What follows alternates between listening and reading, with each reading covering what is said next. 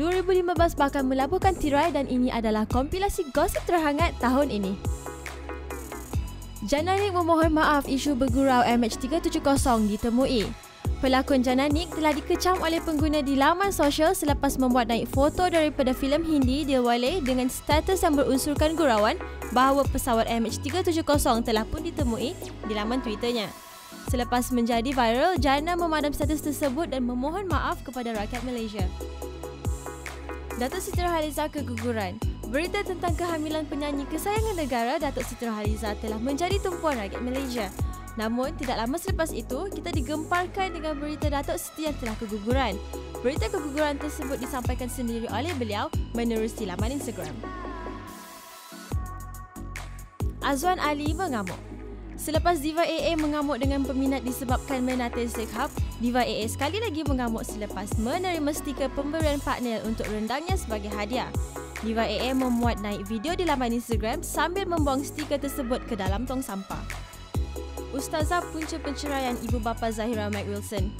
Ibu kepada pelakon baru Zahira Mike Wilson baru-baru ini telah mendedahkan punca penceraian bersama Zanul Mike Wilson adalah disebabkan oleh hubungan bekas suaminya dengan seorang ustazah. Mas Linda telah memuat naik sekeping gambar di laman Instagramnya yang menunjukkan perbualan di antara Zainul dan ustazah tersebut. Maria Farida dituduh rampas bekas suami rakan baik sendiri. Nama pelakon terkenal era 90-an Maria Farida melonjak naik selepas rakan baiknya Karen Rahman mendakwa Maria telah merampas bekas suaminya yang dikenali sebagai Datuk Rahman. Dakwaan itu telah ditangkis oleh Maria dan Maria kini telah pun berkahwin. Farah Mendoza digoda Fiz Farus. Aktris baharu Farah Mendoza telah mendedahkan sikap Fiz yang cuba memikatnya menerusi perbualan di aplikasi sosial WeChat. Namun, dakwaan itu ditepis oleh Fiz Farus dan dia mengaku tidak mengenali Farah.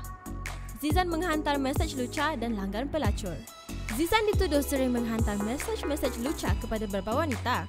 Tidak cukup dengan itu, dia dikatakan telah melanggan pelacur ketika berada di Indonesia.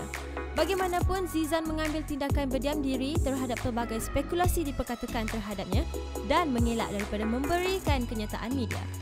Aidil Zafwan tidak pernah membelikan Rita seluar dalam. Kemelut perkahwinan pelakon terkenal Rita Rodaini bersama Aidil Zafwan bagai tiada penghujungnya.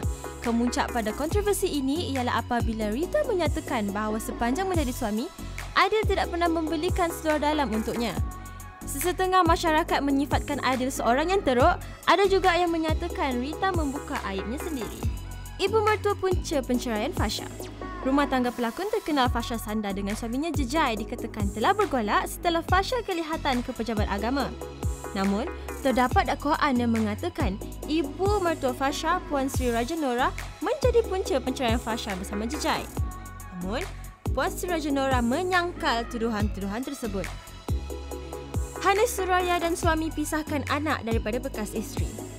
Setelah berpisah, Liana Manan tidak pernah bertemu dengan anak-anak sejak Februari lalu. Liana telah banyak menghubungi Romi, menghantar mesej merayu mahu berjumpa anak-anak tetapi tidak dilayan. Liana hanya berpeluang bertemu dengan salah seorang anaknya, Putra Andrisha, itu pun jika anaknya itu ke sekolah. Aiman Hakim dan Fatia putus cinta.